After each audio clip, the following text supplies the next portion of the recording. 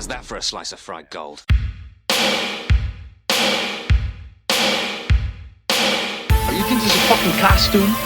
This is a way of life. I'll be back. Just a flesh wound. I'm not gonna hurt you. I'm just gonna bash your brains. Take your stinking paws off me, you damn dirty ape! I'm sorry, Ben. I'm afraid I can't do that. It's alive! It's alive! It's alive! I guess everyone's entitled to one good scare. Well, I guess we're supposed to talk at some point. Hey, I've got a request from you guys. This is not going to translate well to the podcast because it's a visual thing, but I want to see your. I want to see. I like where this is going. I've got two different requests actually. I want to see your scanning face, like you're the one scanning someone else, like you're in a scanner fight, and you're scanning your enemy. Ready? All right, go. All right. Todd's is pretty good. We all kind of look like we're taking a massive shit. Yeah, so do they, to be fair. Yeah. Now I want to see the face of you being scanned. Like, think of the people in the warehouse or the art studio when they're like, now where's your I'm being scanned face? I think of them a lot. Okay. I'm being scanned. Okay. That's good. That's good. We're doing good, guys. This is good podcast material. Yeah. You're going to love it. All right. Well, hello and welcome to Cinema Shock. It's the podcast where we explore the stories behind your favorite cult and genre films. I am one of your hosts, Gary Horne. Hey, I'm Justin Bishop. And I'm the homeless guy hanging out in the food court who you might give $1 to, but only if other people are watching, Mr. Todd Davis. And sorry, guys, I just have this really bad headache. Anyways, thank you for joining us for part 4 of our series titled The New Flesh, the Body Horror of David Cronenberg. Was the headache thing a part of your bit? Yes, it was. Okay, good. Yes, because he's a scanner. Well, because I talked about like people being douchebags to homeless people, and that's what. Yeah, and also he just ate half of a leftover hot dog. Well, that's probably going to affect your tummy more than your head. I swear, I used to think hot dogs gave me headaches, but that's a whole other podcast. I guess. Nitrates can do that. Yeah. So see, there you go. Yeah, nitrates can do that. Yeah. So anyway, welcome to Biology Shock. We are talking about bodies here, though, right? Yeah, that body horror. So bringing it all back around. Yeah, it kind of fits. Although this one's a little more concerned with the mind, I guess. But there's some body shit in there, especially at the end, or bodies, exploding in various ways. So here we are. Did we say what part of the series? I wasn't part 4. Part 4 of our David Cronenberg series. I think last week I said that we were doing 6 parts, and that's wrong. We're doing 7 movies because there's 3 more after this one. Cool. So this is part 4 of 7, actually. Unless we just get to the end and we're like, you know what? We don't want this to be the end of the road, as the Boys to Men would say. We want to keep on going with David Cronenberg. Who knows? It could happen. Or what if we get to the end of this one and we're like, we've had enough of David Cronenberg? Well, we're not going to do that because I've already invested in other movies. We're going to talk about them. God damn it. All right. So by this time in his career, David Cronenberg was becoming pretty well known in his native Canada. He's already made 4 commercial films by this point. Each one was more successful than the one before, with the exception of the non-horror film Fast Company, which was kind of a dud on arrival. But most of that success came in Canada and actually some in Europe. And although all of his films had been released in some form or another in the US, none of them had made really a huge impact here. That would all change with his next film, the one that would make him a mainstream director, not only in the Canadian market, but here in the US as well. That film, which is infamously known as the movie with the exploding head, is, of course, 1981's Scanners.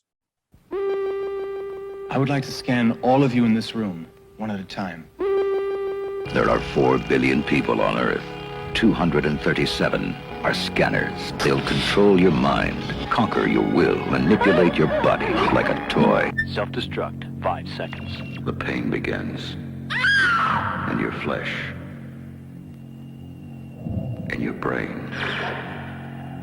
4 seconds. You feel its power. 3 seconds. The pressure.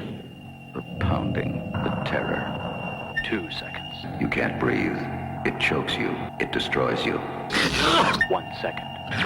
You begin to self-destruct. Experience the terrifying power of scanners. You pray it will end, and it will. Scanners, their thoughts can kill. This was so much fun, you guys. What, this movie? Yeah, this is a lot of fun. Oh, I'm really glad you liked it. So Yeah. Sorry to show my hand early, but no, it's I did fine. have a good time I'm with glad. it. I'm glad to know, because we've said this before, but I never really know where Todd's going to land on some movies, and this one's. I have some thoughts about it, but it was very fun. Yeah. Good. So we talked a little bit about it on our last episode, the Canadian tax shelter era. We actually went into it pretty in depth, I think. This is the era in Canadian filmmaking where investors were able to claim 100% of the money that they invested into Canadian films as a tax cut, resulting in a deluge of film production in Canada. One of the most impactful moments in Canadian film history ever. I mean, there were a lot of crap movies made during this time, but there were some great movies made as well. And David Cronenberg's career honestly may not have existed without it, at least not the way that it's kind of played out. But as is usually the case, greed kind of got in the way of things. That tax shelter ended up eventually attracting promoters and professionals who were more interested in earning high fees for their contributions than in actually making movies. So as a result, the budgets on these films began to skyrocket, partially inflated by the salaries that were paid to Hollywood stars who were cast in the films to make them more bankable. But mostly because of the large fees that were paid to guys like investment brokers, lawyers, accountants, who these are folks who were needed to help interpret the complex federal regulations and restrictions that were required to comply with the tax shelter laws. Basically, you get a bunch of money men involved, and budgets have to start going up because they got to pay these guys. Yeah, I mean, that's kind of, we've seen everything from, Sam Raimi and his folks, strapping a camera to a board on top of a car to stuff like this, sort of manipulating the tax laws to whatever it is to get your art out there. And I think this is actually kind of a really great way to make films. You have someone who's willing to give you money who really doesn't care about whatever you do with it. yeah, to an extent, but there were a lot of regulations and stuff that they had to meet. And the thing is that they had to start getting these guys involved who they didn't care anything about making good movies. As long as they were going to make money off of it, they were investing. And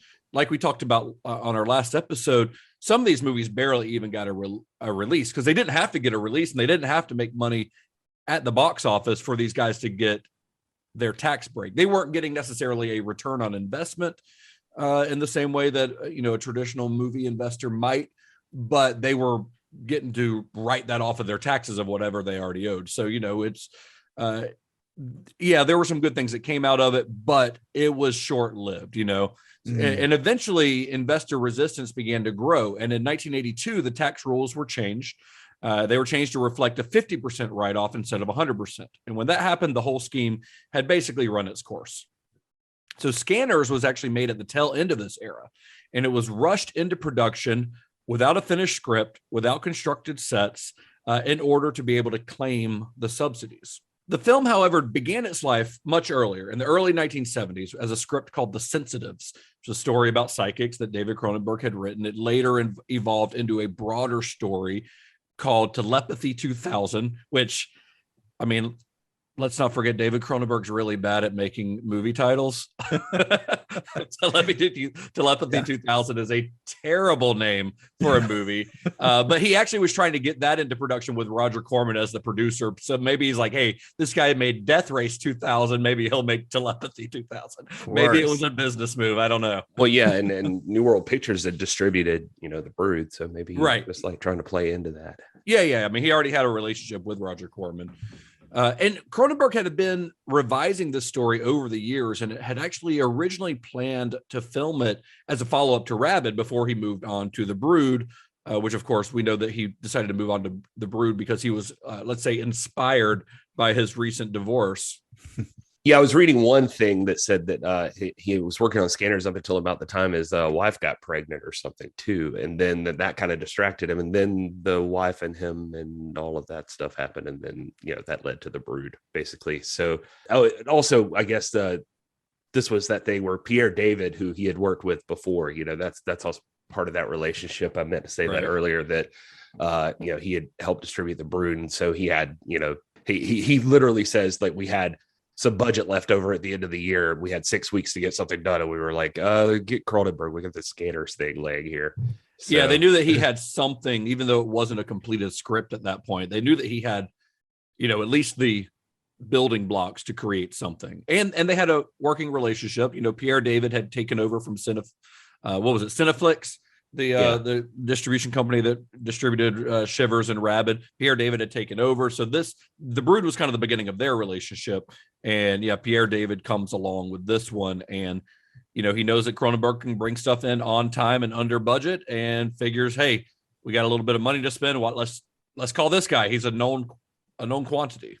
It's funny, like, the thing about David Cronenberg now, at this point, at least in his story, is that he's come a long way from being this wide-eyed little guy who like saw Winter Kept Us Warm and realized he can make a movie one day, and then now he's in this kind of odd spot where he's been doing it, but now he's become known as this horror guy, and that was, I don't think, really ever his intention. In fact, it was not what he said. He did not set out to be a horror movie director. No. Yeah, and when he discusses it, he always says, like, in interviews, like, horror found me. I just put pen to paper. He was in an interesting spot though, because on one hand, it's weird because he was disappointed. I read somewhere with New World Pictures, the way they had distributed The Brood, because they kind of threw it into the exploitation market. Yeah, exactly, because they've been doing stuff like Piranha and Death Race 2000, but they focused more on the gory and horror aspects, and he had been thinking about the family dynamics that were going on in The Brood.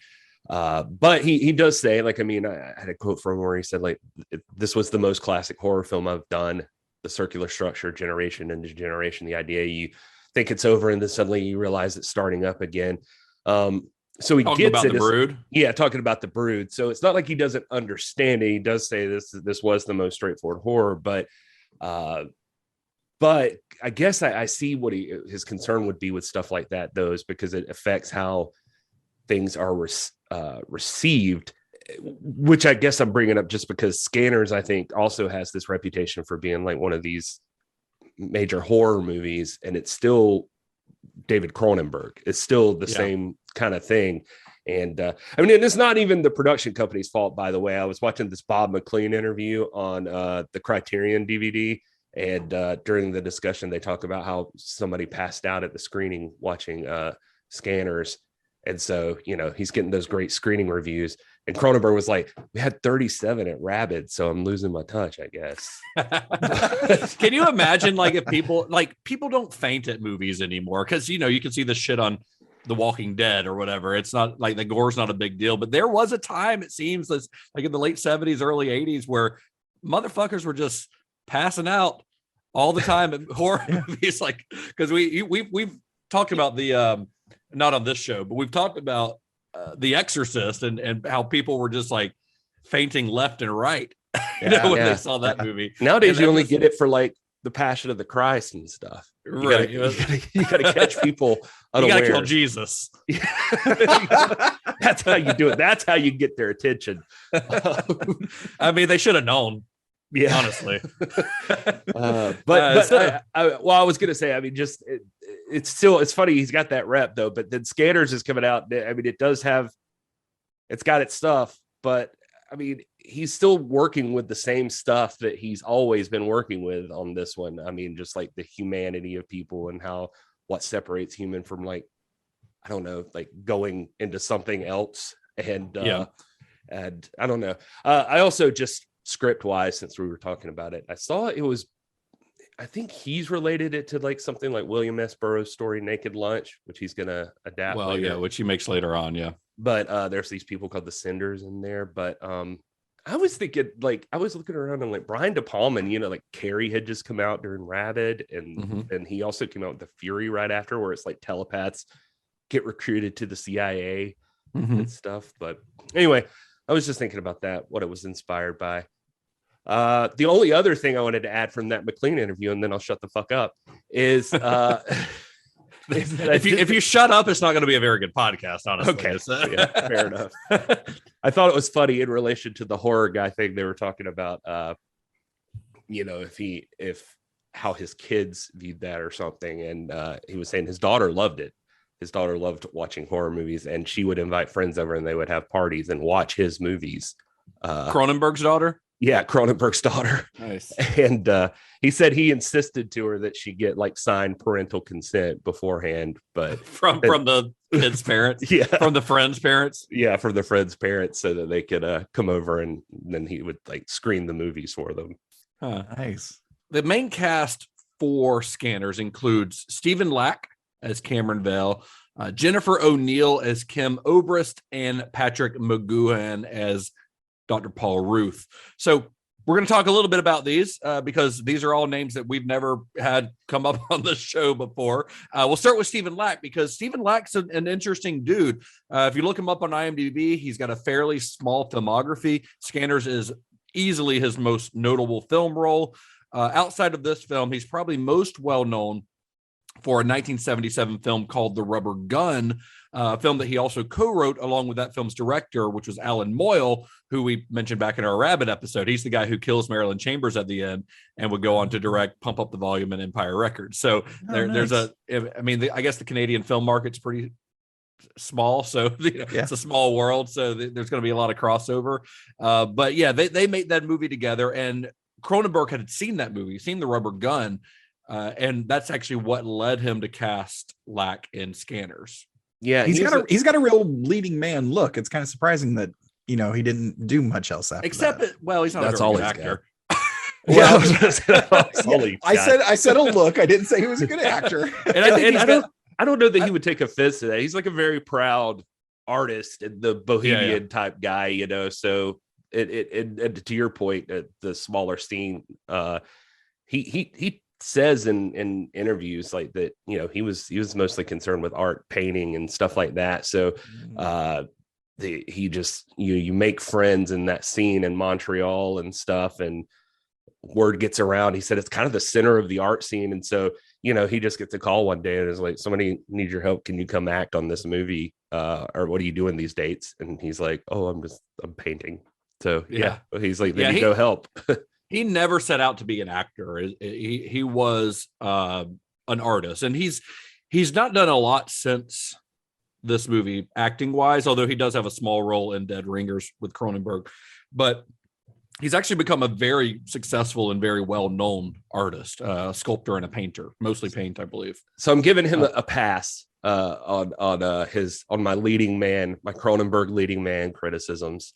Well, I honestly think, and maybe this is a discussion to have later in the episode, but I honestly think that his performance, which is sort of wooden, I think it actually fits the role, because this is a guy who, until he starts taking ephemeral, until he meets Dr. Ruth and starts taking ephemeral, he's got voices in his head. He doesn't know how to act around people. I mean, they say that in the movie, like he doesn't know how to interact with people. So once his mind is clear and he is interacting with people, it's a little bit awkward and a little bit weird and a little bit wooden. But I think that actually fits for a character who has never really been able to communicate with other people. That's fair. It kind of works in a way that, like, where he wouldn't work in just any role, but it kind of works for this very specific role. In some interview, I love this quote from him. He said, they were asking him like, what made him take the role, and he said he read it and he thought, I thought I understood the script.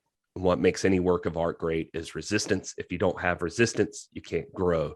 There are people that will make you feel good. There are people that remind you they're alive, that you're alive, and will engage you and fire back. Somebody can throw a rose over the tennis net, and somebody will hit a good ball back at you over the tennis net. You have to hit it back or return it. He said, with a rose, I'll stop and sniff it, but I'd rather have the ball. David gives good ball. David gives good ball. That's his quote. I like Stephen Lack. Like in interviews, he seems like a super nice, super charming guy. He was part of this bohemian art scene, the starving artist, until he wasn't, because he became a very successful artist. It seems to be doing very well, but he seems like a genuinely nice guy in interviews, and he seems very well aware that he is not a very good actor. And he's like, I was just trying to make sure I said the lines right, because he had a hard time doing that because he was not a trained actor. And and there's some very difficult dialogue in this movie with all these weird scientific terms that are probably mostly made up by David Cronenberg, so he would have to like do multiple takes just to get the dialogue right. So next on our list of cast members is Jennifer O'Neill. So Jennifer O'Neill, she's a Brazilian-born American actress who had her first lead role in a film in 1970. She was in Howard Hawks' Rio Bravo opposite John Wayne, which is a pretty big debut role, or at least debut lead role. Her life is pretty wild. I went down a little bit of a rabbit hole looking into her. She's been married 9 times to 8 different men. She remarried her 6th husband. They got divorced again later on. So one of her ex-husbands, which was a film producer and choreographer who he staged the original routines of the Chippendale dancers. This guy, Nicholas de Noia was his name, her ex-husband. He was like her 4th husband, maybe. So he was murdered in 1987 when he was shot in the face by one of his former associates in his office building after hours. Somebody came in and shot him in the face. He this is, of course, well after The Brood, but this is just, her life. When I looked into it, she actually suffered a gunshot wound herself in 1982 when she accidentally shot herself in the abdomen while trying to determine if a gun was loaded. It was loaded. Oh boy. And then she still acts on occasion. Like if you look at her IMDb and stuff, there's still, fairly recent acting roles. But after becoming a born-again Christian in 1986, she's devoted much of her time to pro-life activism. It's very strange. Looking up some of like the more recent interviews with her, she is a very interesting person. A lot of the films that she's made in the last like 20 or 30 years either seem to be cheap made for video stuff, or the kind of like faith-based movies that church youth groups attend together, like the real good ones. Yeah, she's making those kind of movies. Not even like Kirk Cameron ones, like the sub Kirk Cameron ones. Oh man, wow! I'm just saying, I'd want to settle down too after maybe the abdomen shot. Maybe. Well, she did it to herself. Yeah, but I'd like to know the conditions surrounding that situation. At least she found something she cares about, and she's focused in on it. And now she's probably not handling guns as much. And I don't know. In my experience living in South Carolina, a lot of people who are, let's say, pro-life activists also are really into guns. So that's true. Yeah. Well. So when you're an activist for a lot of things, you want to make sure you can really get your point across. So Patrick McGoohan, who plays Dr. Ruth, he was one of the more seasoned performers in the cast, though most of his career was on television, not on film. He started on a show in the early 60s called Danger Man. Then he went on to star and produce a show called The Prisoner, which was a very popular show. He also wrote and directed several episodes of that one. So that's what he was mostly known for, because those shows were both big hits that ran for several seasons. Nice.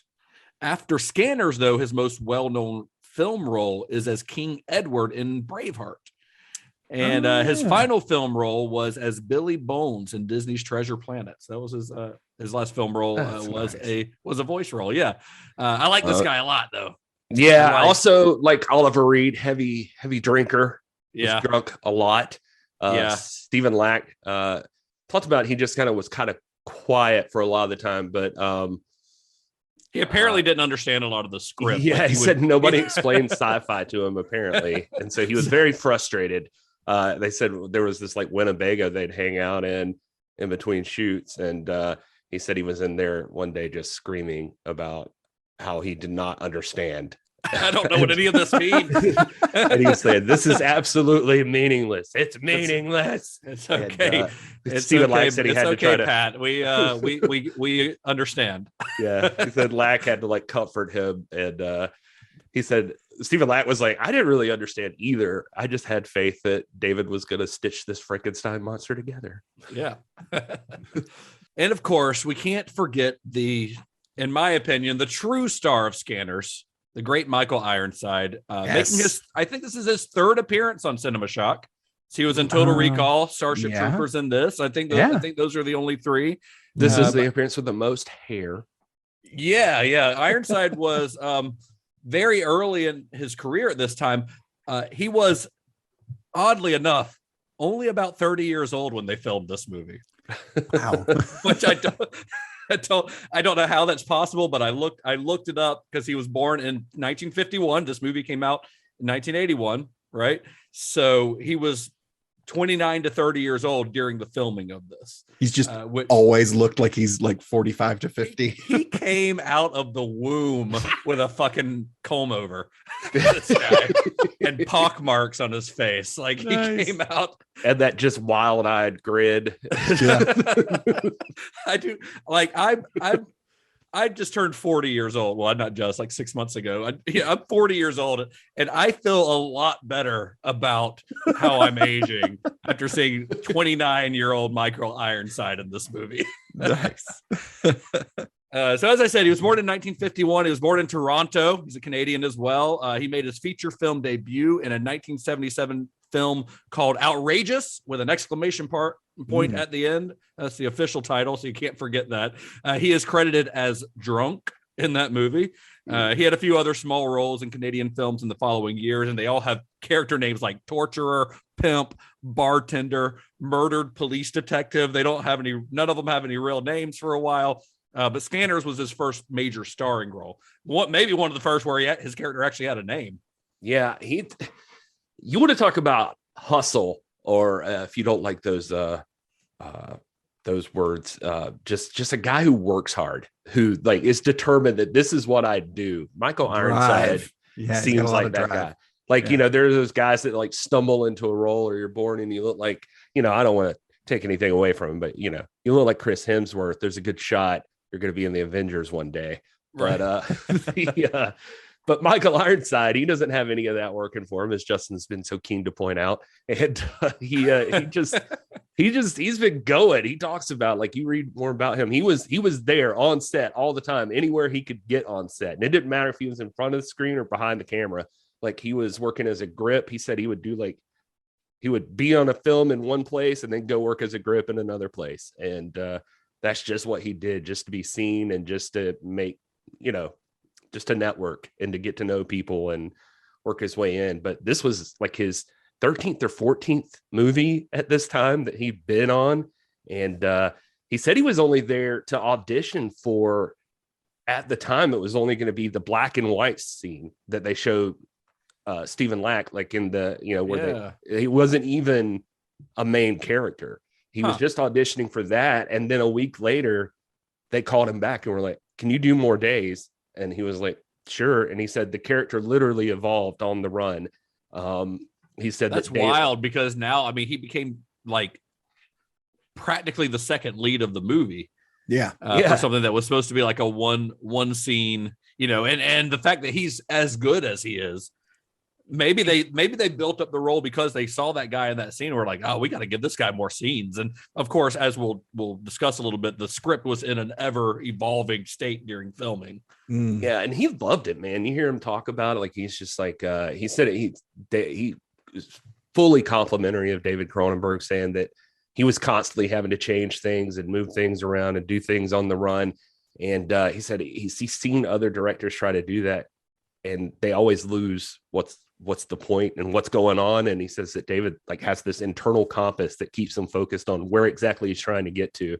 And but he loved like everything about it, the political statements. He said he viewed himself as like Che Guevara and like that kind of deal. Like he was but I think he also really got the role, because you'd think, I always would have figured Michael Ironside to be like actor. I don't know why. I just always thought of him that way. Like maybe that's how he really is. But his grandfather was like a sci-fi writer. And so like he was really into science fiction. So he said he always wanted to be a writer like his grandfather, and he wanted to write sci-fi and do stuff like that. So this was like really right up his alley. He said his grandfather in the 20s or 30s was like friends with Frank Herbert and spoke 7 languages and all of this stuff. Wow. So he said he read Dune out of a shoebox because Frank Herbert had given it to his grandfather. And so he said he just has a shoebox with Dune in it with like scribblings all over it and stuff. That's wild. Yeah, but do you think he somehow got involved in, and this never came up that I can remember in my research, but do you think he became involved in Total Recall because of Cronenberg's attachment to that movie for a while? Or do you think that's just a total coincidence? I wish we'd known that, but I mean, it seems like that's very possible. Yeah, because Cronenberg was heavily involved in that movie for a long, long time, which we talk about, I think, pretty in depth back on our Total Recall episode. But I'm wondering if Michael Ironside was like a holdover from Cronenberg working on it. Because we know that like Arnold, that was recast because I think he had John Hurt in it, who he gets to work with, of course, later on, way down the line in History of Violence. But I think this is like or William Hurt, excuse me, not John Hurt. This was a growing moment for him, though. Too. He tells his story about like being out to dinner with Jennifer O'Neill and her husband, one of them, and whichever one it was at the time. Yeah, no, it was it was all of them. He took roles for scale, he said, or scale plus 10, I think he said sometimes he would get. And he said he was out to dinner with them and she was talking to him and just like, well, what are you buying the crew for Christmas? Because it was in December. And he's like, I'm trying to see how I can steal my wardrobe. What are you talking about? And then her husband's like, why? And he's like, because I don't have any money. And then they were like, well, how much are they pay you? And he's like, 5 and change. And the husband was like 500,000. And he's like, no, like 5,000. They were like, per week. And he's like, no, like 5,000. That's how much money I'm getting for total. How much are you getting paid? And then he said, they told him, and it was some obnoxious number, and he was just like, that was the day that I realized, oh, I should be making a living doing this now. Like they should be paying me more. He learned from that. But to your point too, about it making his name, he did tell this story too, about being on the set of Terminator Salvation. He was working, and this rounds it all back to even what you were talking about with him before and his aging, because he said he was on the set of Terminator Salvation, and he was with I guess that was McGee, wasn't it, or something? And, that one was McGee. Yeah, he said he was sitting there with him and some of the other cast, and they were watching the monitors, and there was this PA that kept staring at him, and he said it looked like she was building courage, and she finally walked over, and she said, "Mr. Ironside, can I ask you something?" And he's like, sure. And she said, are you related to the Michael Ironside who's in Scanners? And he said, yes, I am. And she said, she looked so proud, and she was like, I knew it. Talent must run in your family. And then she just skipped off. She said, everybody else looked really uncomfortable. And I was just like, why is everybody looking weird? I'm old enough to be that Michael Ironside's dad now, so that's kind of a compliment. But did she not have any sort of sense of like that was 30 years ago? I guess she thought maybe this guy was like the son of that Michael Ironside or something. Oh wow. So anyway. while we're talking about the cast, we've also got to mention Robert A. Silverman, because this is actually his third appearance in a Cronenberg film, and I don't think we've talked about him yet. He wasn't very noticeable in Rabid, but he is in Rabid. He's credited as Man in Hospital, but he was Jan Hartog in The Brood. You know, the guy with the cancer-y thing on his neck. Oh, yeah. That we meet. A very eccentric guy, very memorable and very fun for that. He's only in the one or two scenes, but very memorable in that movie. And in Scanners, he has his most memorable role yet. He plays Benjamin Pierce, which is the Scanner, who's like a tortured artist who murdered his whole family when he was a kid, you know. And I think you're in big trouble, chum. I really like this guy. I don't know what it is about him. He's just one of those like really fun character actors who you kind of wish that you would see more of, you know, like he's just very fun to watch. I mean, he can clearly only, I mean, maybe not. I've only seen him in a couple of roles, but he seems made for this like kind of eccentric character role, you know, I mean, which is fine because that's some actors that's, you know, they spend their whole careers playing a specific type of role, but it pays the bills. He has mostly worked in Canada. If you look at his filmography, including Prom Night, he's in Prom Night, another prominent Canadian horror movie of this time. And he was also cast by Cronenberg again in Naked Lunch and Existence. And he's also in 2 episodes of Friday the 13th, the series, including the episode Faith Healer, which was directed by David Cronenberg. And he also later appears in Jason X, which, of course, features Cronenberg in an on-screen role. Nice. So I don't think he's in Star Trek, though. Jason X is pretty damn close. Yeah, that's about as close. It's got a holodeck. Yeah, that's about as close as he gets. That's about as close as anybody gets because so for this, besides Mr. David Cronenberg himself, in terms of actors with Star Trek credits, there's nobody. However, not one. However, I do have some thoughts on who would make good cast members. Okay. Jennifer O'Neill should have been a scientist that Geordie LaForge falls in love with. Stephen Lack would play like a theoretical physicist that has like a new technique for milking the engines for more warp. I was thinking android. Yeah, android, absolutely. But he ends up turning into some weird creature. And then Michael Ironside should be there to offset Jeffrey Combs because he has too much power. So. I'm honestly surprised that Ironside hasn't popped up in a Star Trek. Really surprising. Yeah, I was like, he must have been a Klingon or like some sort of stuffy admiral or something. Yeah, there's so much that he could work in. It's honestly very surprising to me, especially because he's one of those actors who just works so much that you know, and he doesn't discriminate. I mean, he does mostly film, but he doesn't seem like one who discriminate between film and television roles. It's that I don't know. I didn't look because I wanted to be surprised, but I am surprised, but I'm surprised that he's not. And with with him being such a sci-fi fan, it's also like doubly surprising. Yeah, very strange. Well, I was surprised by Lawrence Dane, who plays Braden Keller. I figured he would have done because he was like the most seasoned person besides McGowan, probably, and he was working and he did mostly TV from what I saw, but I just kind of scanned through it. But he started back in the 50s, and but anyway, he had broken his back before. Yeah, he was apparently in like immense pain when they were making this movie. Yeah, Ironside said he talked to him about it and said it was like the only time he wasn't in pain was when he was acting. So he just so you look forward to it. But that guy was in like Mission Impossible, and I was in Bride of Chucky. It's got a pretty big role in Bride of Chucky. Yeah, he was just in all kinds of stuff. Mm-hmm. Anyway, I like him in this role as well. We didn't really talk about him, but he's another one of those character actors. He's still kicking. I don't think he's working anymore, but he's like in his 80s probably. But anyway, let's move on to the filming of this movie. So Cronenberg stated at the time The Scanners was one of the most difficult films that he'd made so far, mostly because he and his crew were just ill prepared. As we mentioned before, because they were rushing to get the film into production before Canada's tax shelter laws changed, they started filming before sets had been completed and before the script was even finished. They had one draft of a script, which Cronenberg had written in about 3 weeks, and that's it. That's what they were working off of.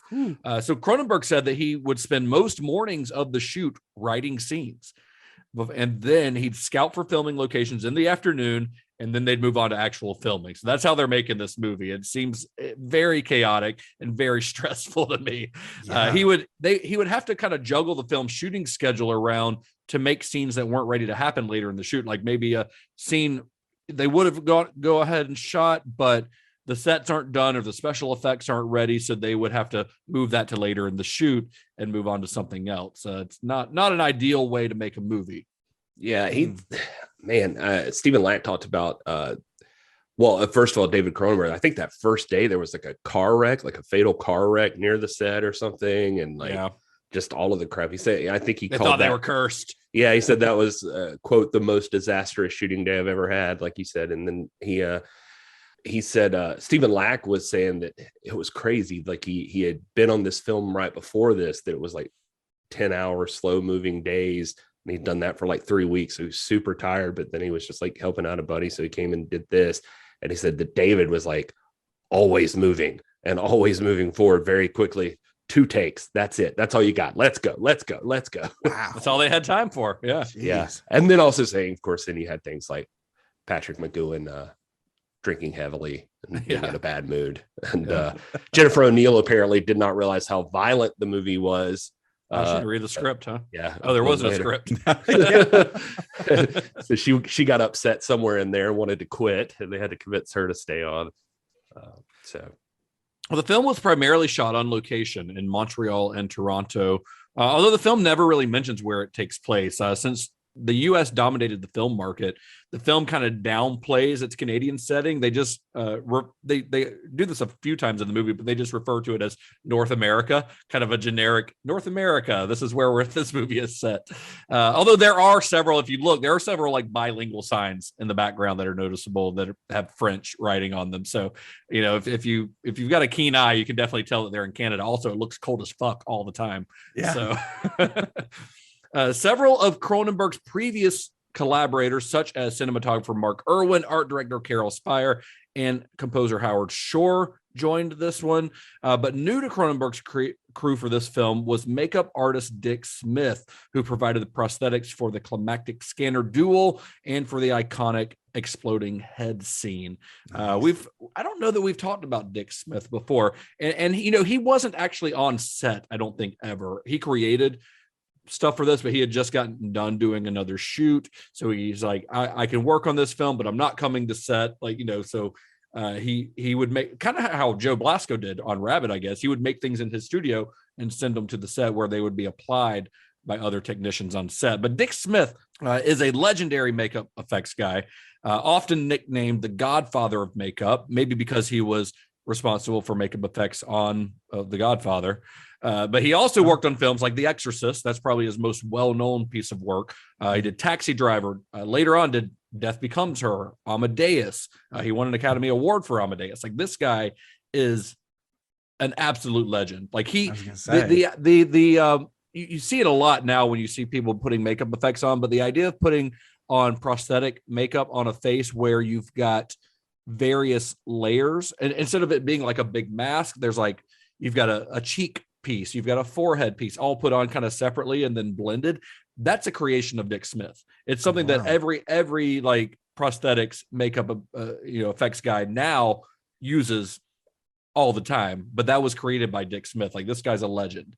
And they got him on the recommendation of Gary Zeller, who I think we'll talk about here in a minute. But Gary Zeller's a special effects guy on this film, and when they were looking for somebody to bring in to do the prosthetics, they're like, why don't we try to get Dick Smith? Doesn't hurt to ask, I guess. Yeah. They said if you ask him and he'll do it for the budget we can afford, then bring him on. But yeah, I mean, he like you said, he's like everybody's the grandfather of this whole thing. So like he's everybody's inspiration. I mean, you see interviews with Rick Baker, who is going to work with Cronenberg later, and Rick Baker's one of the all-time great makeup guys, and he like is in awe of Dick Smith. Yeah, and that tells you anything. Wow. Yeah, I can't remember if we mentioned him before with the bladder thing in The Exorcist, because they kind of did it in why did I just forget the name of the first Cronenberg movie we talked about? The Shivers. God, I keep wanting to say Scanners, but yeah. No, that's this one. Yeah.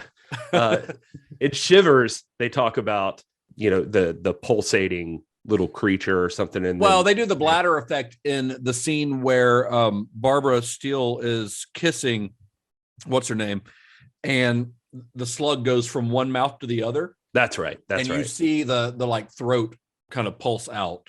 That's where they're using the bladder effects in that movie. They were talking about that was like kind of around the time that the Exorcist stuff was happening. And, so it's kind of interesting, but he uses bladder effects a little bit differently in this one. Bladder effects being, what's the best way to describe it? You've got a bladder that sits beneath the surface of some sort of prosthetic like skin that they can fill with liquid blood or air or whatever and make it look like the skin is bulging in some way.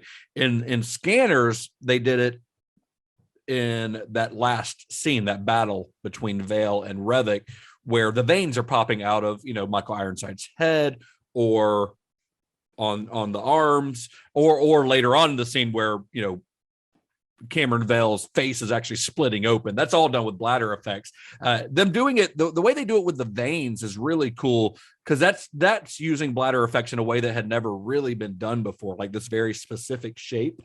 And when Cameron Vale is getting attacked in that scene, blood starts coming out of those veins that they pop up and then they start bleeding.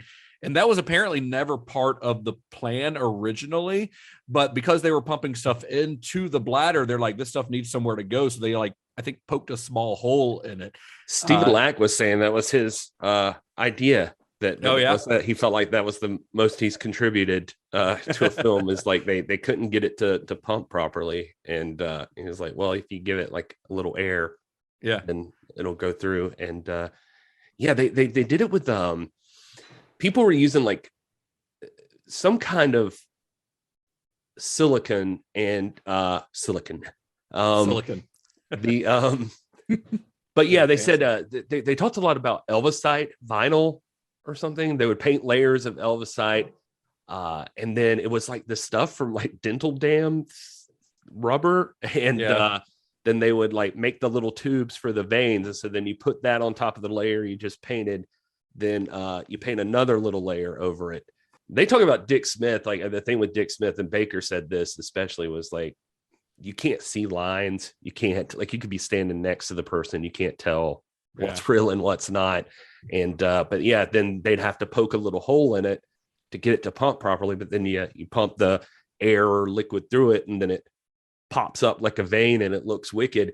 Then one of them was saying, I can't remember if it was Zeller or whoever, but they said that the only thing was like it on you just mentioned this, but like the blood would squirt out, and they were like, oh shit. And then they said, but for some reason Cronenberg thought that was great. It looks cool. Of course. The guy, more blood, that's his catchphrase, right? Yes. So that's a little bit about that climactic scene, but of course, if we're talking about the special effects, we got to talk about the head exploding scene. So to make this, there was a lot of trial and error to get this to happen. Eventually, the filmmakers settled on a plaster skull with a gelatin exterior that was packed with, and this is a quote from one of the effects guys, latex scraps, some wax, and just bits and bobs and a lot of stringy stuff that we figured would fly through the air a little better. So they made a plaster,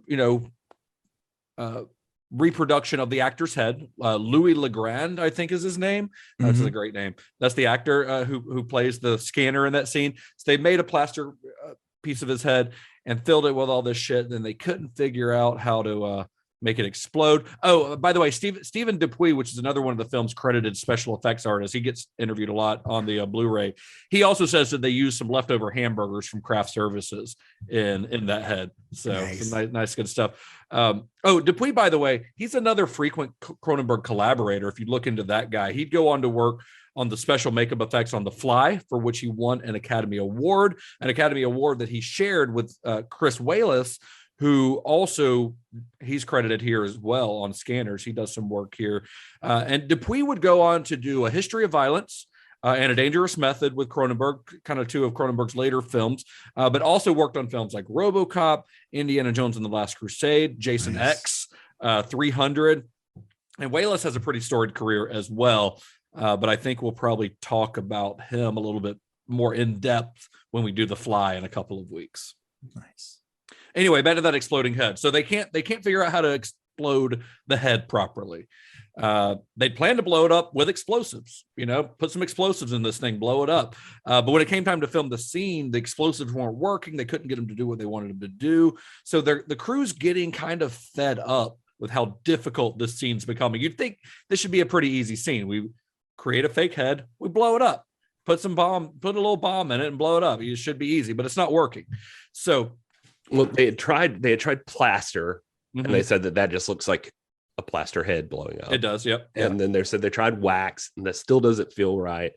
And then the other thing they talk about is that they, and you can see pictures of this online and stuff, or on the documentaries and such, but they had done squibs inside of the mold, and then they said that, I think it was Irwin talks about then it makes sparks and shows weird pressure, and so it never looks quite right. Doesn't look natural. Yeah. So they're getting fed up with it. And it was around this time that special effects supervisor Gary Zeller had an idea. Zeller's another really interesting guy, by the way. I mean, this is a guy who his job is blowing things up. So, he's got to be a little bit eccentric. He invented this stuff called Zell gel, which is this gelatin that can be put on an actor and set on fire without burning the actor. In the scene where Cameron Bell holds his hands out and he's got flames on his hands, that they had Zell gel on him. It's something that's used by stuntmen and stuff a lot in movies. But this guy essentially, he invented it and named it after himself. Not in porn, as far as I can find, though. So no, you just put a bunch of Zell gel on there and set something on fire and see what you can get. And I bet it's probably been used in porn somewhere. You're probably right. They did tell an interesting story about him, that just how great he was at what he does, like knowing about pyro. They were talking about that gas station scene that like a crowd had gathered and was watching the gas station blow up. Everything blew up, and it said for whatever reason the crowd just gets excited and they all start to move in and take pictures, and he ended up like fighting with the crowd to get them to go back because he knew something inside. He said something has not blown up yet. There was one that didn't go off, and so he is fighting everybody back. He said 2 minutes later they said a big barrel drum just goes firing into the air, like it just blew up. Yeah, he's good at his job. He knew man. just from watching it that everything didn't explode like it was supposed to. Yeah, so he gets an idea of how to execute the exploding head. They've been having so much trouble, and so he's like, everybody, they've got a small crew. They're shooting this in a warehouse. They couldn't shoot it. They've obviously filmed a lot of that scene in like a lecture hall in a college, but they couldn't exactly shoot this scene there. So they recreated the wall outside in a warehouse where it would be a lot safer. And he tells everyone, gave them a wharf, a wharf. Yeah. But it was it's cold. They said it was freezing cold, but this is a lot of interiors. They said they'd have to shoot in these areas that are just these frozen areas in December. So he tells the crew, he's like, okay, everyone go get in your car, windows up, everybody get in your car. And then here's his idea. This is, hopefully I can explain this where you guys can follow, because it's very, very technical. He laid down behind the head off camera and shot it with a shotgun. With rock salt.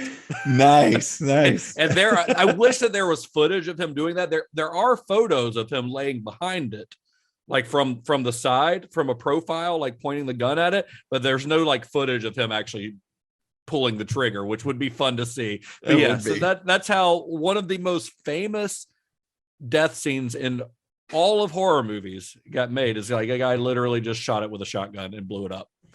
That's awesome. Yeah, that scene, by the way, it was supposed to originally open the film, which is hard to imagine, because imagine that whole lecture scene being the very first thing you see in this movie.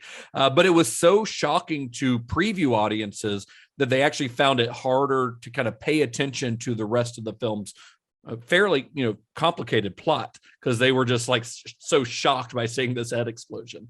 It's so crazy just them making that thing, but they, because they were using too, just besides the head, the hands are sitting there on the desk, and it was that was what's his name? Dupuy, I think. No, it was his. It was either Dupuy. It was a mold of one of the guy's hands. Yeah, and it was the other guy they said was really helpful on set, and I can't for the life of me think of his name. His initials are C. Chris Wallace was Chris Wallace. Wallace, yeah. Chris Wallace. It was his arms, and then they used foil from one of their cigarette packs to make his wedding ring or something. Put it on there, but it was Mortician's wax or something. Ironside says he was there, and they were going to shoot the scene originally like the side by side. And he said that it got to the point that it was like the shotgun was going into play. And he swears he was like, he's like, okay, so I'm going to sit here and you're going to shoot this thing with a shotgun. And they're like, yeah. And he's like, okay.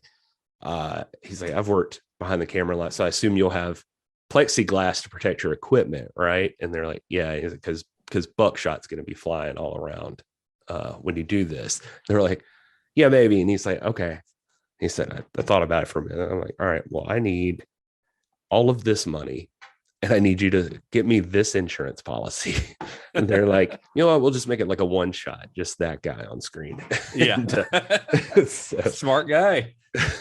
Yeah. I guess what they ended up using is Zeller says they ended up using kosher salt in the actual thing that shot it, because it would show up or look good on camera and would like catch some of the particles and like make them fly even more. Yeah, and you wouldn't see any metal or anything. Yeah, he said he recommended he said he would not recommend you trying to blow someone's head up with a shotgun, but if you did, use kosher salt.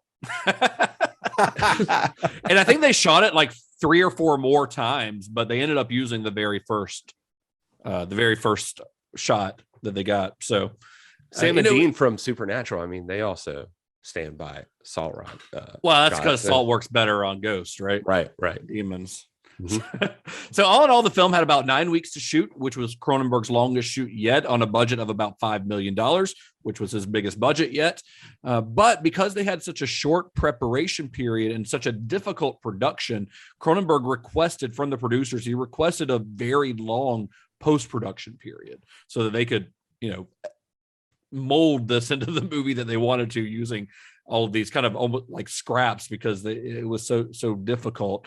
The producers were a little bit worried about the exploding head sequence causing a problem with the MPAA. We've had some issues with Cronenberg films in the past where he's had to fight with the censors. So they actually shot an alternate take where the scanner just dies of a heart attack. Like Revik just makes him have a heart attack, which is boring. And I do think that if that had been what was released, the film would not have the reputation that it has now. That exploding head was integral to the film's success at the box office. So I think maybe they use the alternate take on like TV edits of this, though. Okay. I bet they do. Which is interesting considering what's on TV now. But but not back in the 80s. The Scanners was released on January 14th, 1981 in the US. It was released 2 days later in Canada, and critical reception was mixed. It did get good reviews, but some of the country's top critics were not super fond of it. Roger Ebert, who's been pretty hit or miss, mostly miss, I think, if I remember right, on Cronenberg's film so far. He gave Scanners 2 out of 4 stars, saying, quote, "Scanners is so lockstep that we are basically reduced to watching the special effects, which are good but curiously abstract because we don't care much about the people they're happening around." And then Vincent Canby, the film critic for the New York Times, said, quote, "Had Mr. Cronenberg settled simply for horror as John Carpenter did with his classic Halloween, Scanners might have been a grand guignol treat. Instead, he insists on turning the film into a mystery, and mystery demands eventual explanations that, when they come in Scanners, underline the movie's essential foolishness." So there were some pretty big critics that were not a fan of this. I would say, I dare say some of these critics needed a nap.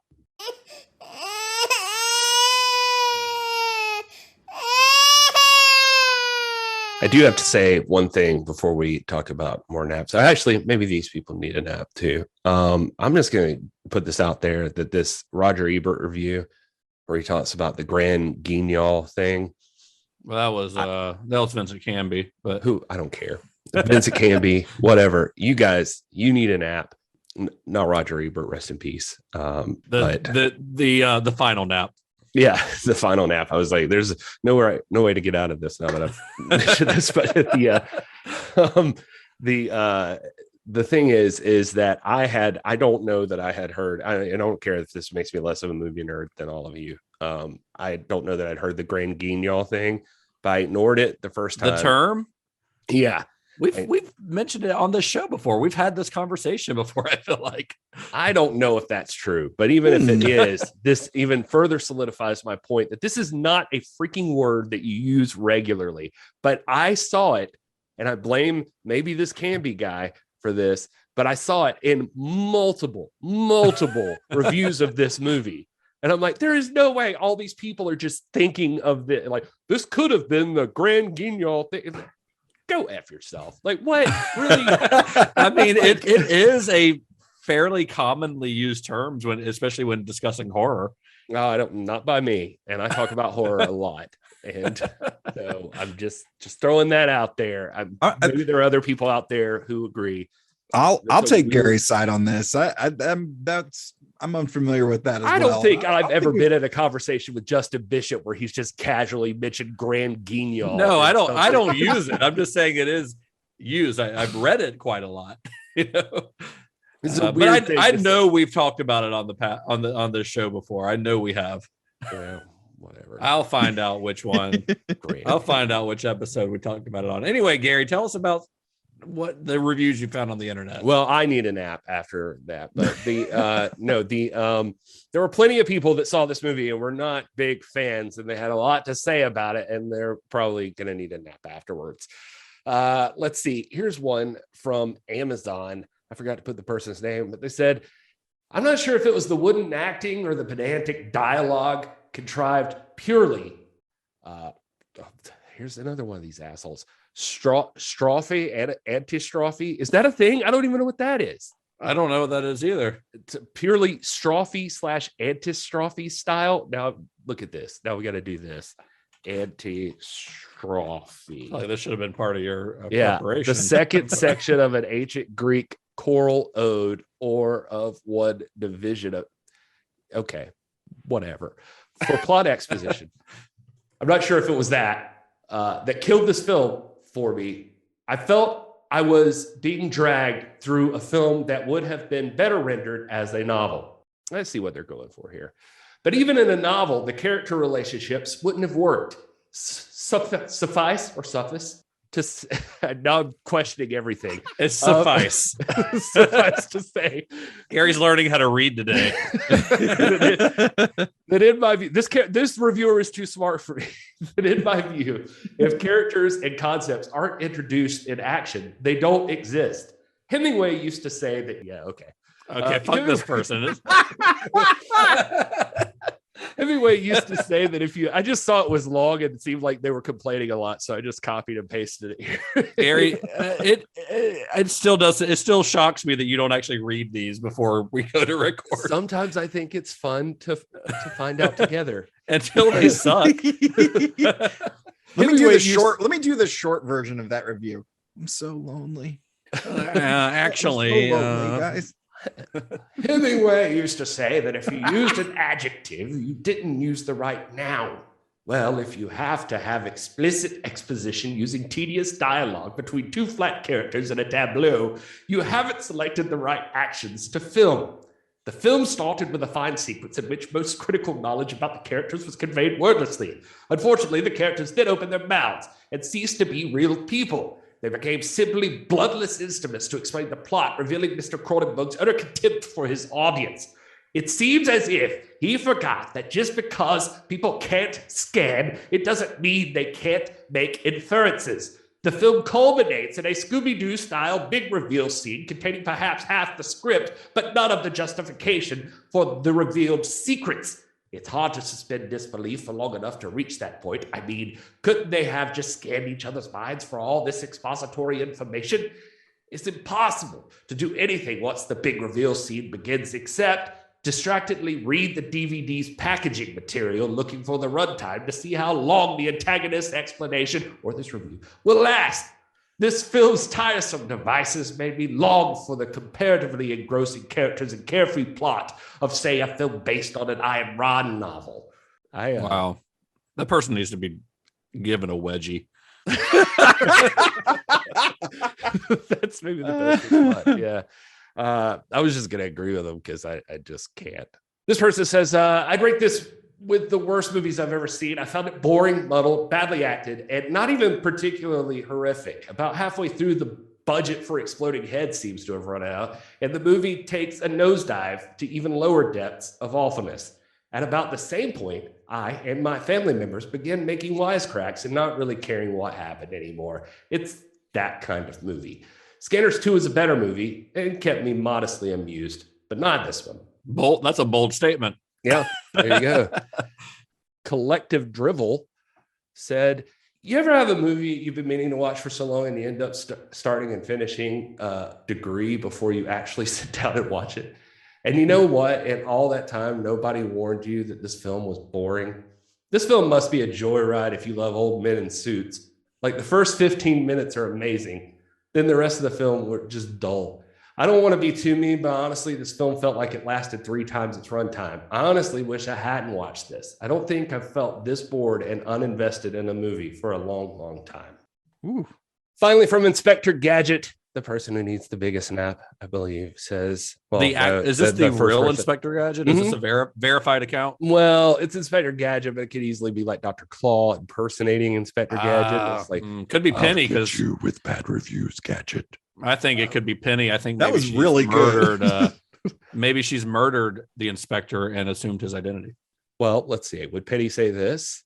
Having seen Scanners, despite many movie magazines hyping it during my youth and several home video incarnations coming and going over the years, I naively assumed that it would be as good as hype led me to believe. It's not. It's a ramshackle, barely coherent bore populated by the most unattractive cast of characters, gruesome early 80s fashion, the dull, depressing production design, sound effects that are about 1 second out of sync, laughable technology, a musical score that sounds like a cat fitting on a broken synthesizer, and some of the worst acting I have ever seen. I mean, listen, say what you want about this movie. And I mean,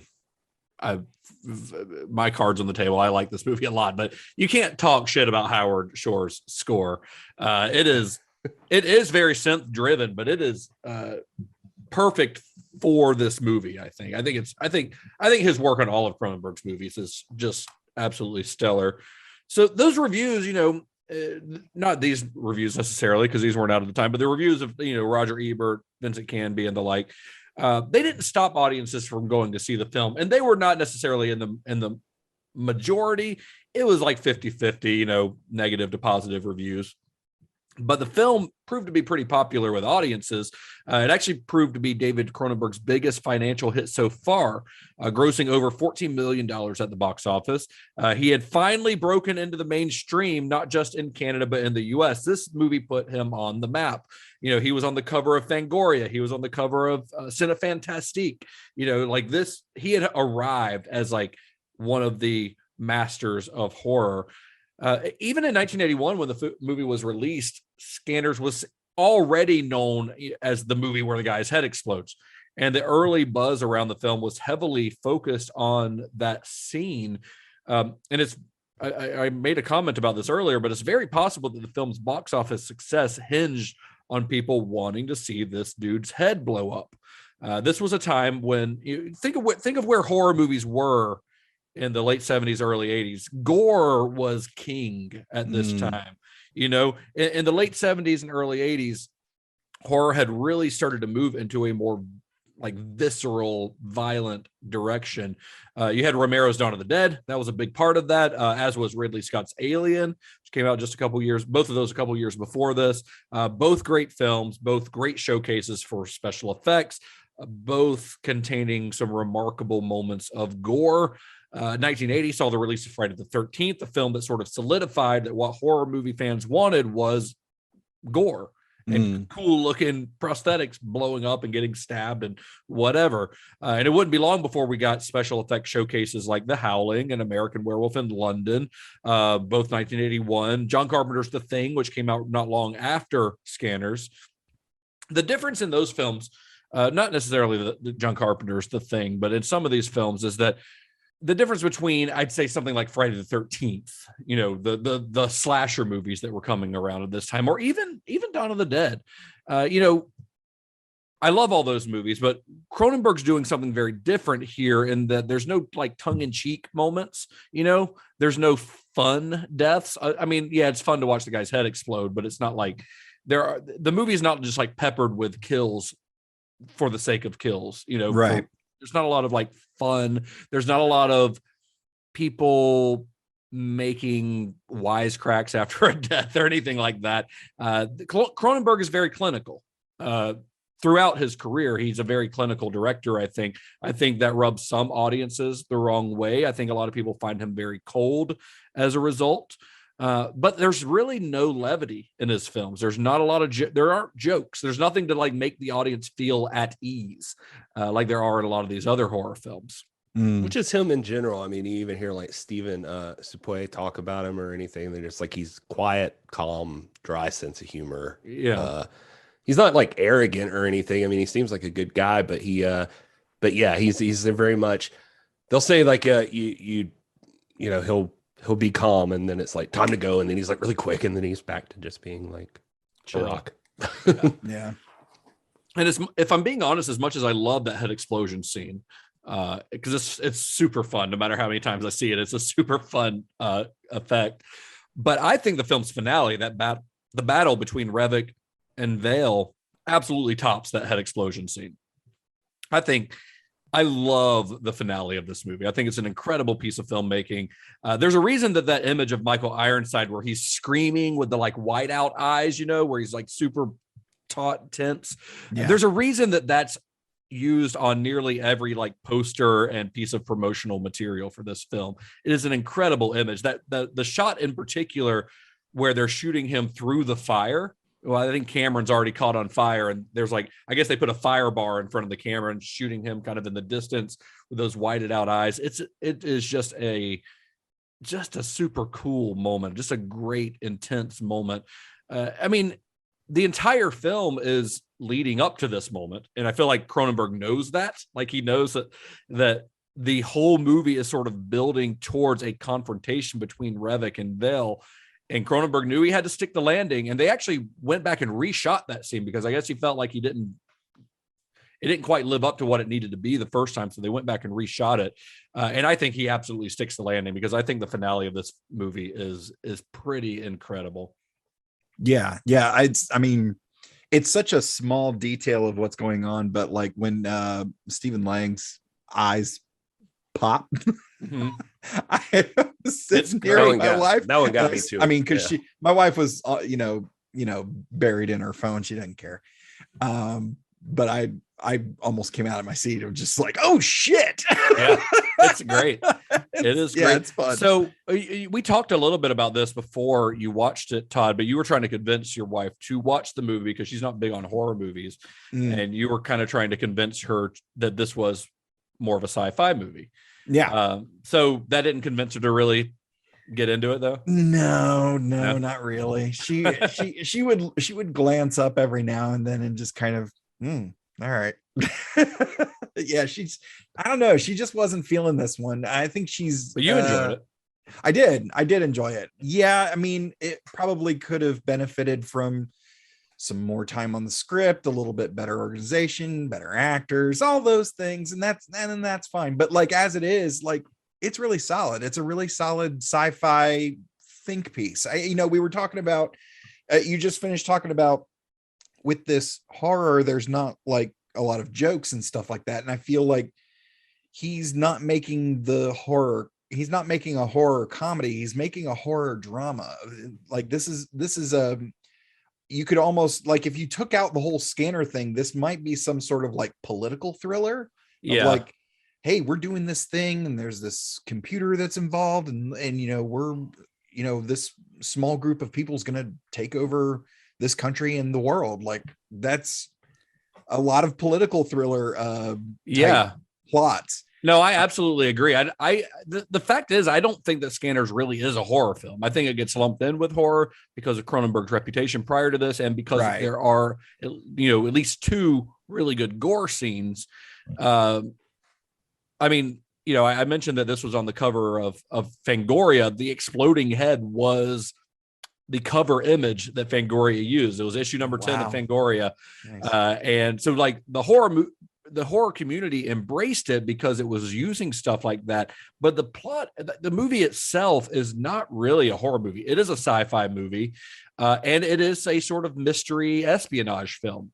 Yeah. It's got the same kind of plot like this sort of complex Byzantine plot that 70s conspiracy thrillers like 3 Days of the Condor, stuff like that, All the President's Men, these 70s conspiracy thrillers that were very popular at the time. It really feels like one of those movies. It's got a lot of the same stuff you would expect from those: assassins, cover-ups, compromised spies. It just throws in telekinetic abilities with some of the characters, like it's as if the X-Men were like in a 70s conspiracy thriller. These are because these are essentially this is like the X-Men if everyone was Professor X. Right. Yeah. Everyone had the same abilities. But I watched this with the wife, and she halfway through was like, dude, can we please watch something else? And so I had to stop. I stopped the movie, and I had to watch it on my own. She was not feeling it. I think that sometimes I can see the issue, like when he talked about The Brood, it like the way it's presented sometimes affects people. So I think if people come in expecting like a really solid horror movie, that's not what you're getting here. This is it's a good enough. I mean, I think the movie's good enough. Like I think The Brood is way better than this movie. I think The Brood's way better, but I think this movie is really good. Is it top tier Cronenberg? Probably not. Definitely not. I mean, it's not probably top 5 Cronenberg. I think it's the head. I think a lot of times sometimes the image, and maybe I don't know if this disappoints some people too, but like I wouldn't have changed anything as far as when the effects are used, but I don't know. I felt like there was a bigger impact with The Brood, like that you get the weird shit like at the very, very end of it, like the real weird shit. I think putting that head exploding scene at the beginning, the rest of the movie, it creates expectations for the rest of the movie that the rest of the movie is not interested in providing. I tiptoed around because that's not the type of movie that it is until the final scene, of course. I tiptoed around saying it, but in my notes, like when I was just like writing, just jotting down thoughts as I was watching it, one of them it's like I could see a lot of people feeling like they're watching this movie waiting around for people's heads to explode. Right. And that's not what this is. That's what the sequels are, but that's not what this movie is. They get that down. They definitely do that in the sequels. And every sequel, somebody's head explodes too. Yeah, absolutely. At least one person's head. And this movie also, Gary, you kind of mentioned this a little bit earlier, but this movie also, maybe accidentally, I don't know, but it kind of found itself as part of a small movement in horror during this time where you had like Brian De Palma doing Carrie, that came out about 5 years before this. It introduced the idea of a dangerous ESP to mass audiences. This was not something that was really seen in films prior to Carrie. And then, of course, Carrie's based on a book by Stephen King. And a few years after he wrote Carrie, Stephen King wrote Firestarter, which is about a kid with psychic powers that is also filled with like espionage and conspiracy and these like evil secret establishments. It almost makes you wish that Cronenberg had filmed Firestarter as a film adaptation instead of Mark Lester, the guy who did Commando, doing it, because he would have been a little more nuanced with it. But of course, Cronenberg will get his chance to make his own King adaptation a couple years after Scanners, one that also deals with psychic abilities. So we'll get to that in a couple weeks. And then, of course, De Palma, you mentioned this before, but De Palma followed up his Carrie adaptation with The Fury, which is another film about dueling psychics.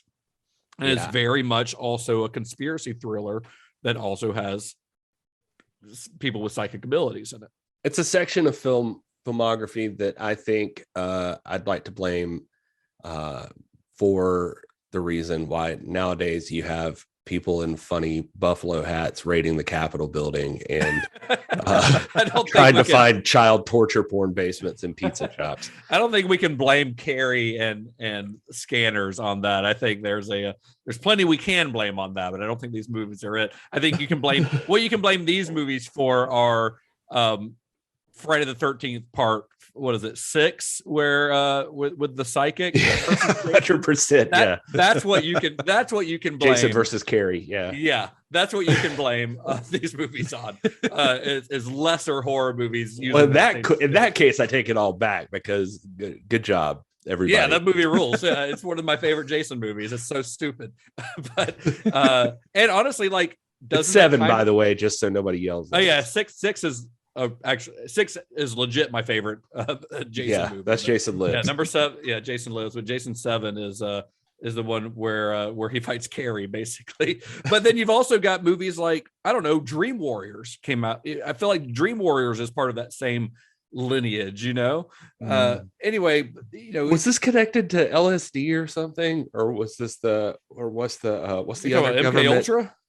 Yeah, MK Ultra. Is this? No, I don't think so. Although MK Ultra is very much connected to what has become modern conspiracy theories and people raiding the Capitol, like you were just alluding to. MK Ultra is definitely Project Paperclip. That's just very much the basis of that. I'm not going to go down that rabbit hole right now because I'll talk for an hour about it. I was please, what's another hour?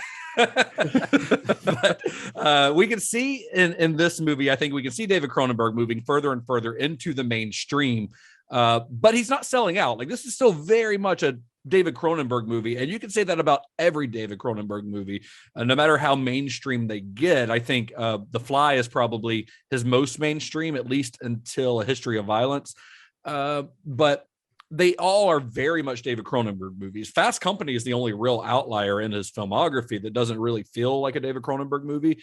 They all still feel like he's sticking to like his own personal themes, his own style, that cold, calculated style that he has. Even though he's making movies for mass audiences now, this is a guy who started as an experimental filmmaker, and he's learned how to blend his personal style, that guy who was making experimental films, with what mainstream audiences want. You know, like his style is starting to mesh better with what audiences are looking for. And honestly, I think, you know, as we see with each film, he is just becoming a better filmmaker, a better director. I mean, Scanners, from a plot and structure standpoint, is probably one of his most conventional movies. You know, it might not be his most exciting or his best, but it's definitely one of his most conventional as far as comparing it to the traditional Hollywood film, especially those conspiracy thrillers that were coming out at this time. And that may be because it's so different than The Brood, which, you know, of course, was immediately before this. But The Brood, as we discussed in depth on our last episode, was a very, very personal film for Cronenberg. Scanners is not. Scanners is him telling a story that he has no real personal connection to. And maybe that's why it's not as good as The Brood. You know, it's definitely less brooding, less moody, though still more brooding and moody than probably most directors' films would be. But this is I would consider this a fast-paced thriller, in that, you know, a lot of those reviewers that Gary read said it was boring. I don't find it boring at all. But it's not like chase scene, action scene after action scene, but there are revelations one after another throughout this film, which all good mysteries and conspiracy thrillers should have. You know, a new plot point every 5 minutes to keep your attention. I think it's a pretty solid thriller that I think if you took the Scanner stuff out of it and made it just about something else, like Todd was saying, it would make a really good just thriller. Mm-hmm. And also for the assassins in the movie. I just thought of that. I don't know, because they get fucked up when they come in that barn. Yeah, and then they get fucked up again while they're driving that truck or whatever. I mean, they are hired killers. You know, I don't have a lot of sympathy for them. Like, these poor guys, they just don't know what they're getting into. I don't know why I just thought of that, but just thought I'd share that. Scanners also, strangely enough, has one of the most optimistic endings for a Cronenberg film. Shivers and Rabid ended basically with the apocalypse, while The Brood had a more ambiguous ending, but definitely hinted that there was more terror on the way, because, you know, we see the little bumps popping up on the little girl's arm or her hand at the end, so we know that there's more death to come. And I'm not going to get into spoilers, but let's just say Videodrome, The Dead Zone, and The Fly don't exactly have happy endings. But Scanners kind of does. It's ambiguous, but it seems like the good guys actually win at the end. You know, it seems like Cameron Vale has defeated Revok, or they have somehow. Revok! I love that guy, man. Ironside in this fucking movie, man. He is firing on all cylinders in this movie. One of the complimentary things he says about Cronenberg is that he's like, he makes you feel comfortable that like you could do whatever, you know, you're in a safe space to just go all out. Like, he'll dance on the edge. He'll pull you back in if you get too close or something. Yeah. And, I forget how he describes it exactly. And he said even like Mark Irwin, like they talk and he's just like, is this gonna look bad? And he's like, man, just go for it. Like we'll either use it or we won't. Like just do what you got to do. Nobody's gonna hate, basically. And it's kind of interesting. So he goes for it. He sure does, but I think he's great. I think it's one of the great things that make this movie so good is Michael Ironside's performance. I would say he carries it. He carries a lot of this movie. Like he's fantastic. I can't imagine Gary, what it was going to be without him. Yeah, I can't either. Well, you mentioned that Jennifer didn't really like it, but you went back and rewatched it by yourself. Had you seen this before though? Or was this a first time watch for you? I think I saw it like when I was a kid. Like on video or something. Yeah, but I didn't remember much about it. So yeah, but I mean, I think it was a little slower paced than I expect. I mean, I guess I could see it being a little slower paced. I think I was ready for it because Cronenberg. You're 4 Cronenberg movies in, and his none of his movies are like action packed. Yeah, exactly. And so I kind of, expected that, you're getting more sci-fi than horror. It's not what you think. Like even though he's known as the body horror guy, more and more as we get through it, I sort of feel like it's fair, but it's just not a complete representation of David Cronenberg. No, I agree. I think the body horror like title that has been bestowed upon him. It's not that it's not fitting because these are very much body horror films. This one less so maybe than the previous ones that we've talked about. And definitely less so than like The Fly. But I feel like it undersells a little bit what Cronenberg is really capable of. Because you can make a good, goopy, gory body horror film that has nothing to say. But his movies are they have more concerns than just grossing people out, which is proven by the fact that there's very few actual body horror scenes in these movies. I mean, in this one, there's the head exploding scene, which is not really body horror. I mean, it involves a body. And then maybe the final scene, you could say, in The Brood, it's only that final scene. So this is not like a guy who's just, these movies are just filled with scene after scene of grisly carnage. I mean, Videodrome is a little more visceral, The Fly too, but none of them are really just giving you gore for the sake of doing it. That's not what he wants to do. He's just trying to tell a story. It's weird. It's like for some reason not for some reason, this is just the way movies work. There's always like these scenes that just stand out, and so I think they just create a life of their own for this. So like this is the exploding head movie, or I don't know, like if you're telling somebody about Hereditary, or like somebody just walked out of Hereditary, what's the first thing they're going to remember? Probably like Toni Collette sawing her head off or something, you know? Yeah. But it's like those things, but that movie's not just that. Like it's there's so much more to like some of these. And people seem to take to it the same way that, I don't know, the people who made Halloween sequels were just like, and maybe this is lesser because Michael Myers is, a granddaddy of the slasher genre kind of, but it's like there was more atmosphere and more going on, I feel like, in that movie than just like Jaws is not just a shark movie, all these things. And all the great ones have a lot more going to them. Now, often the sequels will latch on to like the most sensational thing, like the Halloween movies, they're like, oh, well, people want to see kids getting murdered.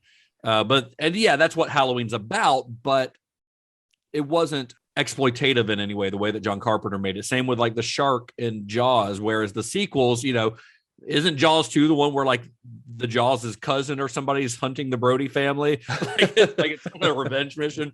And the Scanners, we'll talk about the Scanner sequel in a minute, but they very much took the most sensational element of this film, the head explosion, and just took that ball and ran with it. Yeah, that's where I was going. Is like it just feels like they were, like with Halloween, they're like, you a Halloween sequel, Michael Myers? Yeah, he fucking just kills people over and over again. Yep.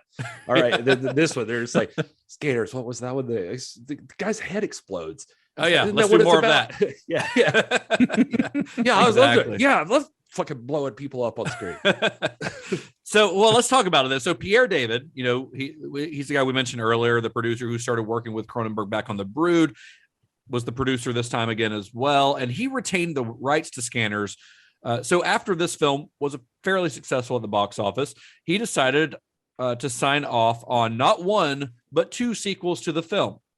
So these were shot back to back and released back to back. There was Scanners 2, The New Order, and Scanners 3, The Takeover. They were both. I did not know these were back to back. Yeah, they came out within a year of each other. Why don't they even have some of the same fucking people in them? Well, because they're totally different stories, but it's the same team behind the crew behind the scenes. It just feels like you'd want some continuity in there. Well, I mean, they're not bringing back characters from the first film, so why not just make each one about the greater Scanners extended universe? Well, spoiler alert, in part 2, it's the son of the 2 main characters in the first Scanners. Well, yeah. I mean, it is related, but and later a sister who they get killed. So happy ending averted. They're not around. Those 2 are not in part 2 because they're dead, because their revolution of Scanners, a lot of the Scanners decide they just need to take over humanity. They become like Magneto's forces. Yeah. And so that they try to turn against or they're like, no, we must make peace with the humans. And anyway. Well, yeah, the Scanners sequels basically take the idea that the scanner, it becomes a gene that can be passed on from one to the other, which sort of creates the idea that the Scanners movies could go on for as long as you wanted to, because more and more people are producing more Scanners. But both of the sequels were both written by a guy named B.J. Nelson and directed by Christian Duguay, who is a Canadian director who's probably best known for the action movies Screamers, which stars Peter Weller. Do you guys remember that from like the early 90s? Screamers. I remember that. And then The Art of War with Wesley Snipes. Those are like his big hits. Wow. Cronenberg had no involvement in the sequels, though he does get a based on characters by credit, so I'm sure he got a paycheck from them. But despite the fact that neither sequel features characters from the original film, but both films are set within this Scanners universe that kind of shows a more widespread proliferation of people with scanner abilities within our society. The films were released direct to video in 1991 and 1992. And they were successful enough that Pierre David decided he'd make a couple more. So in 1994, Scanner Cop was released direct to video. This time, Pierre David acted not only as the producer, but the writer and director as well. Scanner Cop follows this guy. He's a rookie cop, gets him right out of the academy. He's also a scanner. And he was like part of, he was adopted, but his parents were part of the ephemeral thing. The ephemeral thing is a reoccurring motif through all these movies, like different versions of ephemeral pop up in all of them. But he's recruited because his dad's like the chief of police. He's recruited to help investigate a string of murders against other cops. So Scanner Cop was followed up by another sequel the following year, 1995, called Scanners: The Showdown, also known as Scanner Cop 2.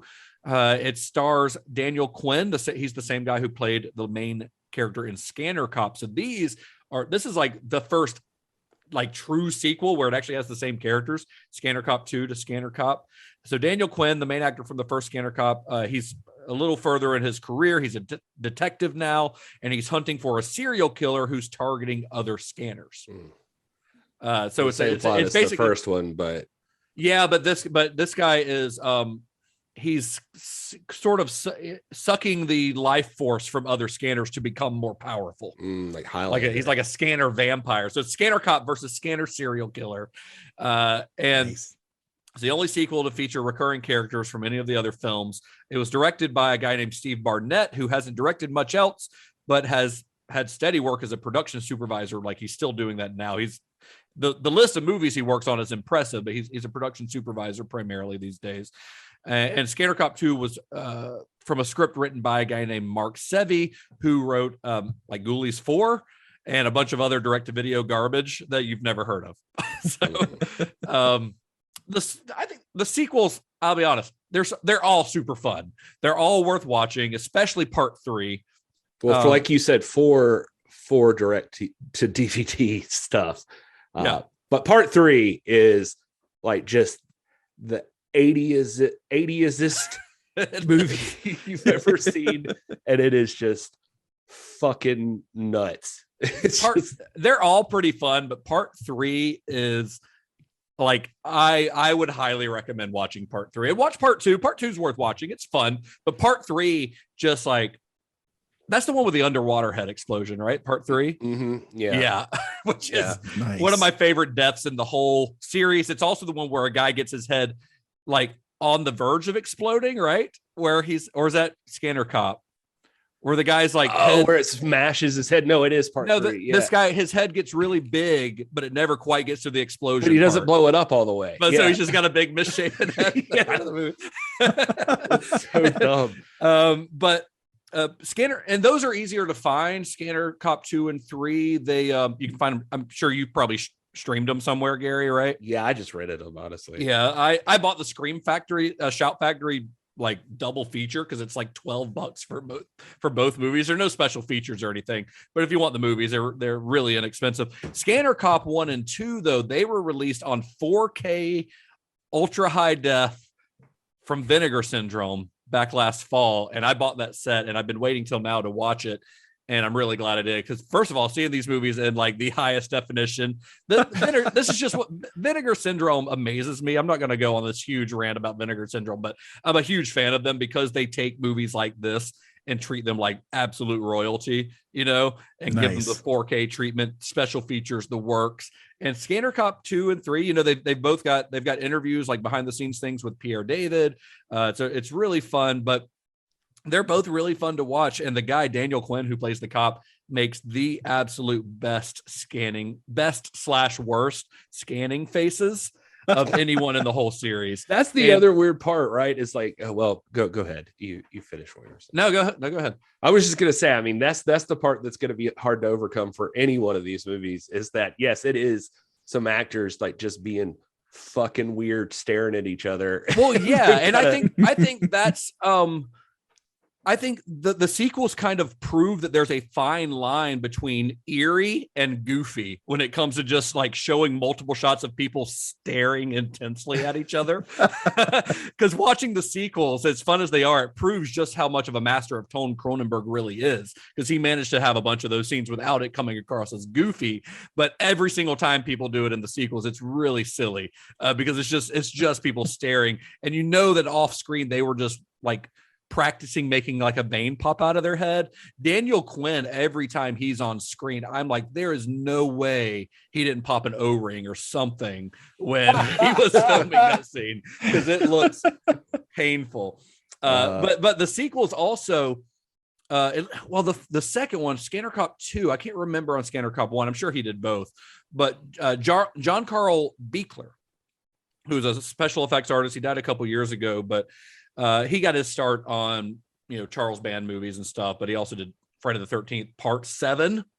He did. Yeah. He directed Part 7, if I remember right. Perfect. He did like Ghoulies 3. He did a couple of the Ghoulies movies. Anyway, he is a special effects guy who worked with like Stuart Gordon. He did From Beyond, but he does the gore effects on the Scanner Cop movies. And honestly, Scanner Cop 2 has some of the best kills of the entire series. If you're just a fan of like practical gore effects, watch Scanner Cop 2, because it's worth your hour and a half just to see the kills in that movie. They're really fun. They're really, really good, because the way that this like serial killer uses his power, it sort of shrivels the person as he takes their life force. And they do that practically, where a person just starts like imploding. Like the first one is goopy as hell. It's really fun. Nice. Anyway, I watched 5 Scanner movies this past week or so, and including watching the first one more than once, but I enjoyed every one of them immensely. So I would highly recommend. They all go more in the direction of what you would expect, like that they just want to, it's all about blowing people up or something. Right. Every single one at some point is going to blow somebody's head up. It loses all of the nuance of Cronenberg's movie and all of the thoughtfulness and the intellect, and just focuses on the sensational silliness of the idea of there's a sub race of human beings that have the ability to make your head blow up. And it's like an evolution, I'd imagine. I didn't get to see Scanner Cop. It's not streaming anywhere, but like the 2 and 3, it's like it evolves. So like Scanner Cop 2 or Scanners 2, is a mix. It's got a way more gory. Scanners 2 definitely has one foot in that like cold, calculated Cronenberg world. Part 3, they're like, fuck all that. Yeah. Let's just do the fun stuff. Part 3, they just have fun. I will say it's honestly wild that they're the same director because they're so wildly different in tone. It's true. And I will say, be prepared too if you watch Scanners 2. It's like going from Professor X versus Magneto to like about Jubilee and Cypher or something. Nice. Right. In terms of X-Men. Yeah. So over the years, there have been talks of a Scanners remake. I think Daryl Lynn Bousman, who's done several of the like Saw movies, including like Spiral, the most recent one, I think he was attached to it for years. There was even talks of a TV series, but there hasn't been a lot of movement on either in recent years. Although I honestly think the idea of a Scanners TV series is pretty solid. Like not necessarily remaking the David Cronenberg's original story, but using the idea of, you know, this experimental drug causing people to have these abilities. And there's this whole underworld like that could make for a very intriguing TV show, I think. When the credits, when Kat and I were watching it and the credits started to roll, I was like, honestly, I'd love to see this as a series. Yeah. I think there are so many interesting concepts, what you just said, that you could easily flesh this out to, you know, 6 to 12 episodes. Yeah. The universe really is right for like just exploration of the stories that you could tell. Yeah. I think it could be really cool if somebody ever ended up doing that. Like Sense8. Yeah, kind of, but with less fucking. I mean, speak for yourself. So Sense8 was really educational, wasn't it? Because I mean, it was like every kind of fucking. It's diverse. So since we're talking about the sequels and stuff, let's talk about further viewing. Our further viewing segment. If you guys were to take Scanners and do a double feature with another film that's similar in plot, similar in theme, however you want to, you know, link it up, what would make a good double feature with Scanners for you? I feel like I've gone first the past couple of times. I'm gonna force Gary's hand here. All right, Gary, go for it. Yeah, I was looking at a movie called Jurassic Shark. I think that would be that would fit. It would be a jarring double feature. No, I think we've already said like most of the ones I would recommend, you know, like talking about Carrie or something, or you know, I mean any of Cronenberg's other movies that we've talked about, honestly. And trying to think of anything, I don't know. I'll just go with that. Carrie. Yeah, Carrie. Well, I would go with The Fury. Which is all, you know, Brian De Palma's movie from after Carrie. I actually watched The Fury last night. I had never seen it, and I kept seeing it pop up in discussions on Scanner. So I was like, well, that's a pretty good excuse to watch a Brian De Palma movie that I've never seen, which doesn't take much to nudge me in that direction. So I watched The Fury. It came out in 1978, so a couple years before this, but it stars Kirk Douglas and John Cassavetes and Amy Irving. And yeah, it's basically, it's very similar in that it is about characters with psychic abilities, telekinetic abilities, but it's also very much like a conspiracy thriller. And you've got like, you know, shadowy government agencies and things like that. So it makes for a pretty good double feature because it's pretty similar in that aspect, but a very different movie because it's still a Brian De Palma movie. It's a little bit of a Brian De Palma, feels like a directing for hire gig, you know? That's what it kind of feels like, because it doesn't have a lot of his like visual quirks. It has some, but there's no like split screen or anything like that, things that you expect from a Brian De Palma movie. But it's still worth checking out. And Kirk Douglas is pretty great in it. He's like 62 years old in this movie, and he's running around like an action movie star, hanging off buildings. And, you know, he's a kind of a badass. It kind of proves how that guy lived to be 103 years old. Yeah. And it's got a great score from John Williams, of all people. Nice. Yeah. So it's worth checking out. I don't know if I had to rent it. It's not streaming anywhere. I think I rented it on iTunes or something, but it's good. It's not as good. I would say it's not as good as Scanners. I don't think it's as interesting as Scanners, but it's really good. And it's got a death at the end that rivals the head explosion scene. Wow. Scan. Yeah. Nice. Yeah. So that would be my pick. Cool. I was going to say, you know, based on like the tone and everything outside of the head exploding, I feel like a lot of these things match up with most of the films that are based on the works of Philip K. Dick. You guys know I'm a big Philip K. Dick fan. Yeah, Todd loves big Dick fan. Yeah, I love. Yeah, I trust me. I love a big dick. No, but I think like you know, I mean, we already mentioned Total Recall, and of course, it's got the the Michael Ironside connection there. I'm a big fan of Minority Report, but I mean, really, a lot of these fit. A lot of the Philip K. Dick works would probably fit there because you got the shadow government, people involved with some type of drug that alters their state of mind in one way or another, and so I think I'll say Minority Report. Yeah, how about Captain America the Winter Soldier? I thought about that too, and I was like, oh, but it's Marvel. But yeah, that movie, absolutely, that movie is very inspired by some of those 70s conspiracy thrillers that we talked Very about much. earlier. I mean, it is basically a 70s conspiracy thriller with superheroes. It's even got Robert Redford in it. So I think that could actually work, honestly. Absolutely. I just found this site called Movie List, and it's got a thing where you can look like movies 10 best movies and I picked Scanners, and it gave me, I'll give you the first three. It's first one is Venom, Let There Be Carnage. Okay. 2021. All right. I'm not sure how. I saw it. The movie's fine, but no.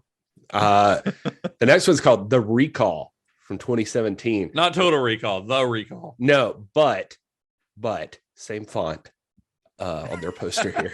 I don't think we need to trust this website. I don't think so. The description of the movie is: when five friends vacation at a remote lake house, they expect nothing less than a good time, unaware that Earth is under attack by an alien invasion and mass abductions.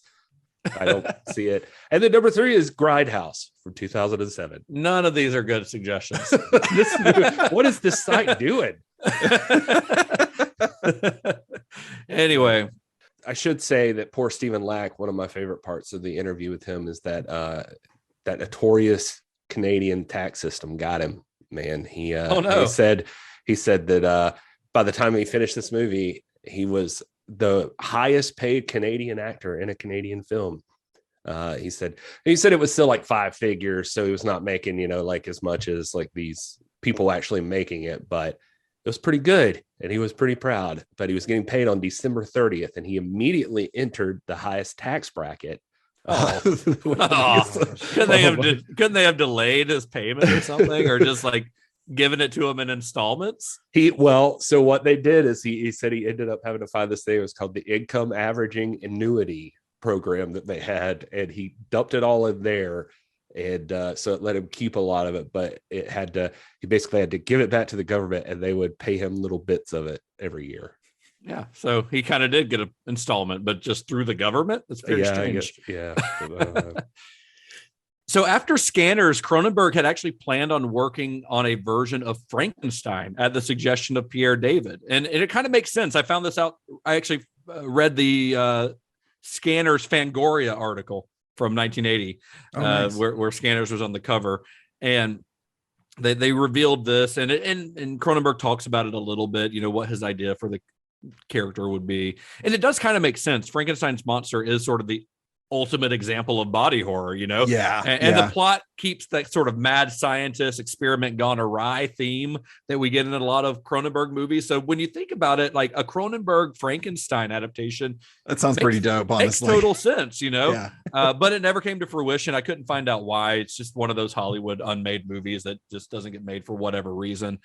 Instead, Cronenberg's next film is one that is often considered by many critics to be his best. Although it did not do particularly well at the box office when it was released, but we'll get into that when we discuss it. It was released 2 years after Scanner, starring James Woods and Debbie Harry. The subject of our next episode is Videodrome, and I am excited to watch it because I haven't seen it in years. I recently upgraded my Criterion DVD to a Criterion Blu-ray for that one because that's what I bought too. Yeah, I've been wanting to upgrade that one for a while, and this gave me an excuse to do so. So I'm really excited to revisit it because it has been a long time, and I remember really enjoying it. I'm excited to see what kind of, because this is where, so we'll get into it more probably next week when we talk about it. But Cronenberg's first couple of movies are slightly horny. Like their sex is a major component, especially Shivers. Right. I feel like The Brood is not particularly, and Scanners is completely asexual. I feel like Videodrome is where he starts getting horny again. And he gets progressively hornier. I mean, Crash is probably his horniest movie, which we're not going to talk about on this series. But it's something that David Cronenberg is known for, not just body horror, but sex in his films as well, or sexual perversions and things like that. And Videodrome dives into that very, very much. But that'll be fun. We'll talk about that next week. If you guys want to watch it along with us, you can find it streaming online. I'm sure. Head to cinemashock.net. We'll have links where you can find it streaming on there. You can also find all of our episodes on there. You can find links to our Discord, links to buy our merch, links to all of our social media, all that stuff. We're at Cinema _shock. That's our Twitter and our Instagram. You can also find us on Facebook and stuff. And find me on Instagram too, because I've been keeping up with a list of all the movies that we talk about on the show. I need to start doing a further viewing. I need to start doing like a further viewing list on Letterboxd. I think that would be really fun, but I'd have to go back and listen to a bunch of episodes, and I'm not going to do that. So if anybody else wants to listen to our old episodes and tell me what the further viewings that we all picked were, then let me know. But yeah, you can find a running list of every movie we've talked about. And, we're doing that Cinema Shock roulette in between series here. I've got it's a public list now of all the Cinema Shock roulette possibilities. We're up to about 100 movies at this point, so we'll never talk about them all because we're talking about them one at a time in between months long series, but it gives somebody's afraid they're not going to live long enough. Lucky for us, Todd, we're going to live forever.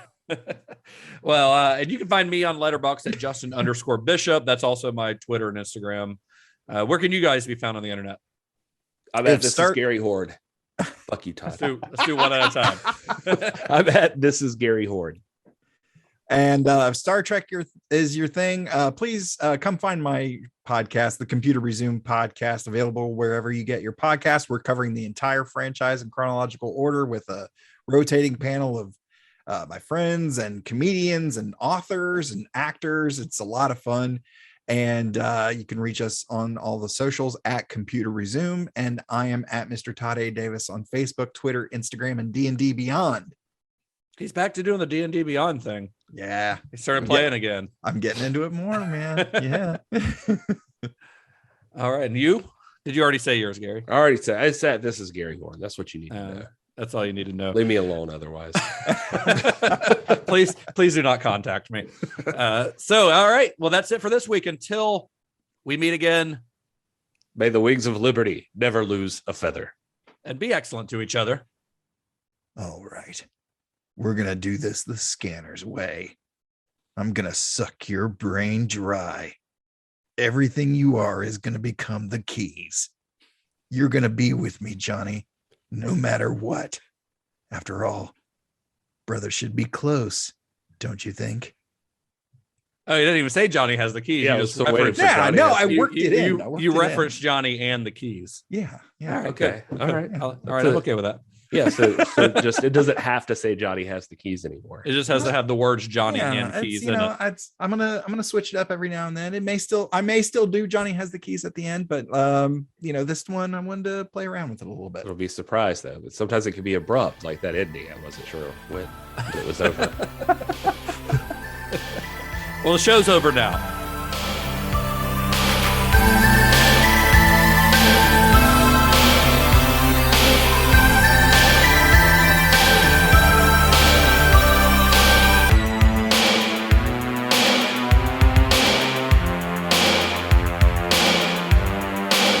My wife's been very disappointed that I forgot to use this for the last few times. I only ever used it once. So real quick, I'm going to break out How to Reach Your Favorite Stars 2.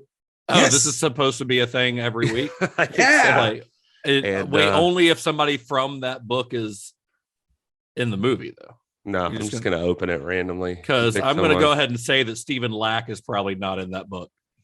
No, probably not. But you know who is? Boys to Men. Yeah. Wow. 4 young Philadelphia guys with universal appeal. They started out as students at Philadelphia's High School of Creative and Performing Arts. The year was 1986. And the mix of cool harmonies they put together put them on the map at school. But real success came their way after they snuck backstage at a Belle Biv DeVoe concert and got a chance to sing for BBD member Michael Bivins. Now he's their manager, and these guys are doing some major chart busting. There you go. This is really excellent material that there's no way we're going to edit out of the show. No way. This is just captivating. Yeah, thank you. Their musical highlights include their single "End of the Road" from the Boomerang soundtrack. So, see, movie related. Well, there you go. Yeah,